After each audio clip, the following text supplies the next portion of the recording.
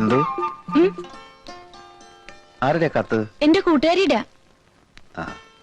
നീ എന്ന് മുതലാ ടൈപ്പിന് പോകാൻ തുടങ്ങിയത്? കൊറേ ആയല്ലോ. ആഹാ, എന്നിട്ടെന്താ എന്നോട് പറയായിരുന്നത്? നീ പോകുന്ന സമയത്ത് അവിടെ ആൺകുട്ടികളൊക്കെ വരുന്നുണ്ടോ ടൈപ്പിന്? ഉണ്ടല്ലോ. ആരൊക്കെ? ഒരു പ്രദീപൻ, പിന്നൊരു ബാലകൃഷ്ണൻ. ബാലകൃഷ്ണൻ ആ അധികാരിന്റെ മോനോ? അത് വേണ്ട. ഏത്? അവൻ ആള് ശരിയല്ല. അവൻ പോകുന്ന സമയത്ത് നീ പോണ്ട. എന്താ കുഴപ്പം? ഇങ്ങോട്ട് ചോദ്യമൊന്നും ചോദിക്കണ്ട. ഇതെന്താ തലയിൽ എണ്ണയൊന്നും തേക്കാറില്ല നീ? ഷാമ്പു ഇട്ടതാ. ആര് പറഞ്ഞു ഷാമ്പു ഇടാൻ? അതൊക്കെ തലയ്ക്ക് കേടാ. വീട്ടിൽ നീലി ഭൃങ്ങാതിരിപ്പുണ്ട്, വന്നെടുത്തോളൂ. 64 പച്ചമരുന്നുകൾ ചേർത്ത് ഞാൻ തന്നെ കാച്ചിയതാണ്. വല്യേട്ടന് എണ്ണ കാച്ചാനൊക്കെ അറിയോ? അതറിയാതെ ഇപ്പൊ ലേഹ്യം ഉണ്ടാക്കുന്നതും കഷായം കൊടുക്കുന്നതും ഒക്കെ ഞാൻ തന്നെയാ. രോഗികളെയും പരിശോധിക്കാൻ തുടങ്ങി. വല്യേട്ടനോ? ഉവ്വ്, വലിയേട്ടൻ തന്നെ. ഭ്രാന്തകുമാരനെ തളക്കാൻ അച്ഛൻ എന്നെയല്ലേ വിട്ടത്? ഓ, എന്നിട്ട്? എന്നിട്ടെന്താ, ഞാൻ ചില പൊടിക്കൈകൾ പ്രയോഗിച്ചു. ആ ഭീമസേനെ പുല്ലുപോലെ ഞാൻ കീഴടക്കി. എന്തിനാണോണ പറയുന്നത്? വല്യേട്ടനെ എടുത്തു പൊക്കി വട്ടം കറക്കി എറിഞ്ഞില്ലേ കുമാരൻ? എന്നിട്ടൊടുവിൽ അമ്മാവൻ വന്നിട്ടല്ലേ അവനെ തളച്ചത്. ഇതാര് പറഞ്ഞു? നാട്ടിലൊക്കെ പാട്ടാ, ആളുകളൊക്കെ പറഞ്ഞു ചിരിക്കുക.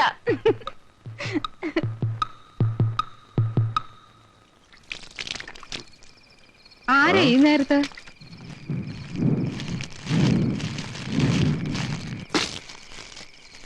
ഓ, ഈ അമ്മാവൻ പദവി ഇത്ര ഭാരിച്ചതാണെന്ന് എനിക്കിപ്പോഴാ മനസ്സിലായത്. കയറി ഇറങ്ങിയാൻ ഈ പഞ്ചായത്തിലോ അടുത്ത പഞ്ചായത്തിലോ ഒരു വീടുമില്ല. സെൻസസ് എടുക്കുന്ന പണി കിട്ടിയോ ശിവശങ്കറിന്? ആ വേണം. ഈ ചോദ്യം ഞാൻ കേൾക്കണം. പഠിപ്പില്ല, പണിയില്ല, മര്യാദയ്ക്ക് ഒരു മനുഷ്യക്കോലമില്ല.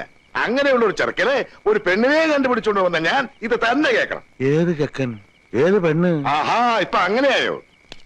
ഈ ശിവശങ്കരനൊരു കാര്യം ഏറ്റാതെ ഏറ്റതാ. കുഞ്ഞീഷിന്റെ കാര്യമാണ് ആങ്ങളെ പറയണത്. പിന്നെ ആരുടെ കാര്യ പെങ്ങളെ ഞാൻ ഏറ്റത്? ആ, അത് ശരി. എന്നിട്ട് എന്തായി? മാസത്തിൽ തേങ്ങ 300, ദിവസത്തിൽ 5 ലിറ്റർ പാല് കറക്കുന്ന സിന്ധി പശു 1. കുഞ്ഞീഷനെ ഞാൻ കണ്ടുവച്ചിരിക്കുന്ന പെണ്ണിന്റെ സ്വത്ത് വിവരമാ ഞാനീ പറഞ്ഞത്. അന്തസ്സായിട്ടൊരു കുടുംബം പുലർത്താൻ ഇതൊക്കെ ധാരാളമല്ലേ? പെണ്ണ് എവിടുന്ന ആങ്ങളെ? ആ, ഇവിടെ അടുത്തൊന്നും തന്നെ പെങ്ങളെ. അടുത്തെന്ന് വെച്ചാ നമുക്കൊക്കെ അറിയാവുന്നിടത്തും തന്നെ. അതേതാ അങ്ങനെ ഒരു പെണ്ണ്? ആ, നമ്മുടെ അംശക്കച്ചേരിലെ വടക്കേലെ വടക്കേലെ വീടിന്റെ കിഴക്കാപ്പുറത്ത്. അതായത് നമ്മളെ മൂത്തയിടത്തെ. ഓ, മൂത്തേടത്തെ വീടിന്റെ അതിലുള്ള നമ്പ്യാരുടെ മോളായിരിക്കും. അതിന് വരെ പോകണ്ട. പിന്നെ മൂത്തയിടത്ത് തന്നെ. മൂത്തേടത്തെ കുമാരന്റെ മകള്. ഭ്രാന്തകുമാരന്റെയോ? ആ, അതിലിപ്പോ കുമാരനൊരു കുഴപ്പമില്ലെന്നേ. അവസാനം എന്റെ മോൻ ആങ്ങളെ കണ്ടുപിടിച്ചോണ്ട് വന്നത് ഒരു പ്രാന്തന്റെ പെങ്ങളെ അല്ലേ? ആ, ഈ ഇരിക്കുന്ന എന്റെ എളിയൻ സർവ്വരോഗങ്ങളുടെയും മർമ്മം അറിയാവുന്ന ഒരാളാ. പെങ്ങൾ അങ്ങോട്ട് ചോദിച്ചു നോക്ക്. ഈ വസൂരിയും കോളറയും ഒക്കെ പോലെ ഭ്രാന്തൊരു പകർച്ചവ്യാധി അല്ലെന്ന്. എന്നാലും അത്രയ്ക്ക് അങ്ങോട്ട് വേണോ? വേണം. ഈ ഒരു കുറവൊഴിച്ച മുത്തേളത്തെ നിലപാടിന് വേറെന്താ ഒരു കുഴപ്പം?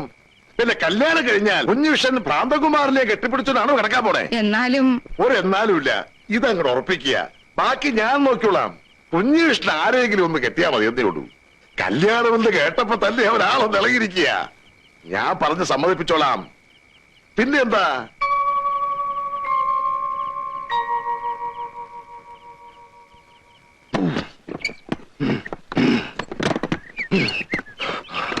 മോനെ കുഞ്ഞീഷ, അയ്യോ എനിക്ക് വയ്യ, ഞാനിപ്പോ ചാവും. എന്തിനമ്മാവ ഇത്ര കഷ്ടപ്പെടുന്നത്? ഒരു 5 ഉറുപ്പ്യ കൊടുത്താൽ ആരെങ്കിലും സഹായിക്കും. 5 ഉറുപ്പ്യ കൊടുത്താൽ എനിക്ക് 10 പ്രാവശ്യം താടി പിടിക്കാം. നിനക്കറിയോ? നീ ഒരു കയ്യും തള്ളിക്ക്. അല്ല, എനിക്കിപ്പൊ കുറച്ച് തിരക്കണ്ട, ഞാൻ നാളെ വരാം. അല്ലടോ, താൻ എന്റെ കൂടെ വാ. തന്നോട് എനിക്കൊരു പ്രധാനപ്പെട്ട കാര്യം പറയാനുണ്ട്. എന്താ അത്? ഒന്ന് തള്ളിക്കേ കുഞ്ഞുഷ.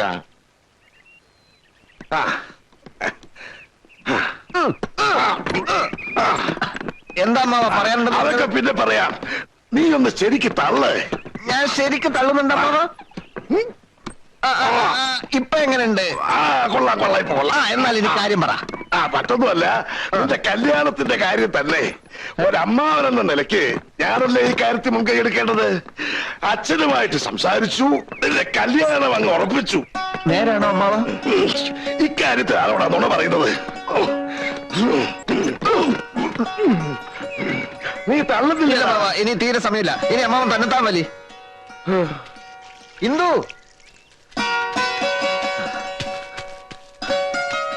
ഇത്രയും പെട്ടെന്ന് ഈ തീരുമാനം ഉണ്ടാവുമെന്ന് ഞാൻ വിചാരിച്ചില്ല. എന്ത് കല്യാണം? കല്യാണോ? ഓ, അമ്മാവനും അച്ഛനും കൂടി അതങ്ങ് ഉറപ്പിച്ചു. ഇന്ദു അറിഞ്ഞില്ലേ? ഇല്ല. എന്നാൽ അതാണ് സത്യം.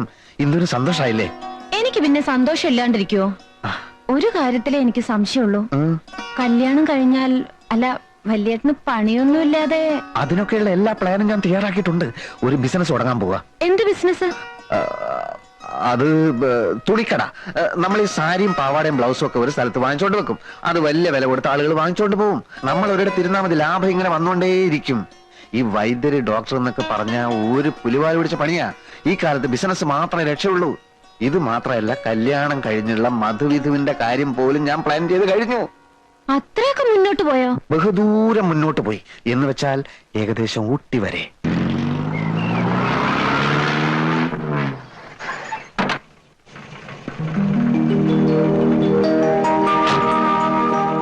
എന്റെ ഉണ്ണി, നീ എന്താ ഇത്ര വൈകിയത്? കാലത്ത് മുതൽ കണ്ണിൽ എണ്ണ ഒഴിച്ച് കാത്തിരിക്കാം. അയ്യോ അമ്മ, കണ്ണിൽ എണ്ണ ഒഴിക്കരുത്. ഇപ്പോഴത്തെ എണ്ണയിൽ മുഴുവൻ കലർപ്പാ. ഒന്ന് പോടാ, അവന്റെ തമാശ. നിക്കൂ, കഴിഞ്ഞ തവണത്തെക്കാളും വല്ലാണ്ട് ക്ഷീണിച്ചിരിക്കണു. ഓ, എങ്ങനെ തളുതളുതളുന്നിരുന്നതാ എന്റെ കുട്ടി. ഹോട്ടലിലെ കരിക്കാട് വെള്ളം കുടിച്ച് ഈ കോലത്തിലായി. നീ വേഗം പോയി കുളിച്ചു, അമ്മ ചോറ് വിളമ്പ. അമ്മേ, ആ, അച്ഛനും ഏട്ടനൊക്കെ എവിടെ പോയി? അച്ഛൻ ആ മൂത്തടത്തേക്ക് പോയിരിക്കുക. അവിടുത്തെ ആ ചെക്കന് പിന്നെയും പ്രാന്തലായി. പാവം. കുഞ്ഞേഷാ, കുഞ്ഞേഷാ, ഇത്ര നേരം ഇവിടെ ഉണ്ടായിരുന്നു. കിടന്നുറങ്ങിയായിരിക്കും ആ ശ്രീകരം. അല്ല, എന്തിനാ ഇത്ര പെട്ടെന്ന് എഴുത്തയച്ചൊക്കെ വരുത്തിയത്? വിശേഷമൊന്നുമില്ലല്ലോ. വിശേഷമുണ്ട്, എന്താ അമ്മേ? പറയില്ല. കൊഞ്ചാതെ കാര്യം പറ അമ്മേ. കല്യാണം നടക്കാൻ പോവാ. കല്യാണോ? ആരുടെ? നിന്റെ കുഞ്ഞേഷിന്റെ. എന്റെയോ? ഇപ്പോഴോ? ഇപ്പഴില്ല, കുറച്ചുകൂടി കഴിഞ്ഞിട്ടേ ഉള്ളൂ. തമാശ പറയല്ല എന്റെ അമ്മേ. തമാശ അല്ലടാ, കാര്യമായിട്ട് പറയാ. നിന്റെ അച്ഛനും അമ്മാവനും കൂടി എല്ലാം പറഞ്ഞ് തീരുമാനിച്ചുറപ്പിച്ചിരിക്കുക. ഹൗസ് സർജൻസി കഴിയാൻ ഇനി 2-3 മാസം കൂടി ഉള്ളൂ. അത് കഴിഞ്ഞ് പ്രാക്ടീസ് ഒക്കെ തുടങ്ങി ഒരു 4 കാശ് കിട്ടി തുടങ്ങിയിട്ട് പോരെ കല്യാണമൊക്കെ? അപ്പോഴേക്കൊക്കെ ഉണ്ടാവുള്ളൂ. പക്ഷെ ദിവസം കണ്ട് മോതിരമാറ്റം ഉടനെ നടത്തണമെന്നാ ആങ്ങളെ പറഞ്ഞിരിക്കുന്നത്. ഓ, രക്ഷപ്പെട്ടു. ഞാൻ വിചാരിച്ച എന്നെ ഇപ്പൊ തന്നെ പിടിച്ച് കെട്ടിക്കാൻ പോവാന്ന്. അല്ല, ഏട്ടന് പെണ്ണ് കണ്ടോ? ഓവല്ലോ, ആ കാര്യങ്ങളൊക്കെ ആങ്ങളെ ഏറ്റിരിക്കുക. നീ എപ്പോഴും ഉണ്ണി വന്നേ? ഞാൻ എന്താ വന്നേ ഉള്ളൂ. ഏട്ടൻ പകലിടന്ന് ഉറങ്ങുക? ഇന്നലെ രാത്രി തീരെ ഉറങ്ങിയില്ല. എന്തു പറ്റി? 2 ഉരുളി ഭൂതമാരണ ഘൃതം കാച്ചാനുണ്ടായിരുന്നു. ഒന്ന് പോടാ അവിടുന്ന്. അവന്റെ ഒരു പൂതമാരണം കാച്ചല്. നേരെ ചൊവ്വ ഒരു ഗുളിക ഉരുട്ടോ നീ. നിന്റെ പഠിപ്പൊക്കെ എങ്ങനെയുണ്ട്? ആ, നടക്കുന്നു. പരീക്ഷയിൽ ജയിക്കല്ലേ? ജയിക്കണം, ഇല്ലെങ്കിൽ എനിക്കാ കുറച്ചില്. നാട്ടുകാരുടെ മുമ്പിൽ എനിക്ക് തല നിവർത്തി നടക്കാൻ പറ്റില്ല. ഞാനിപ്പോ ഒരു കൊല്ലം. നീ ഒന്ന് വേഗം പോയി കുളിച്ചിട്ട് വന്നേ പോ. ആ, ഇളിക്കണ്ട.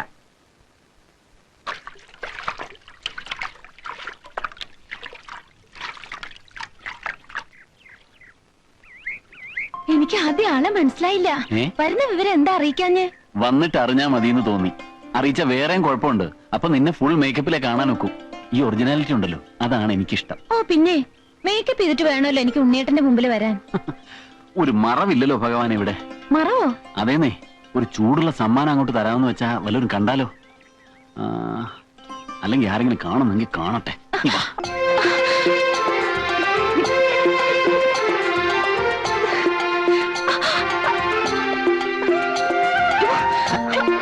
അവിടെ നിൽക്ക്. ഇനി വാ.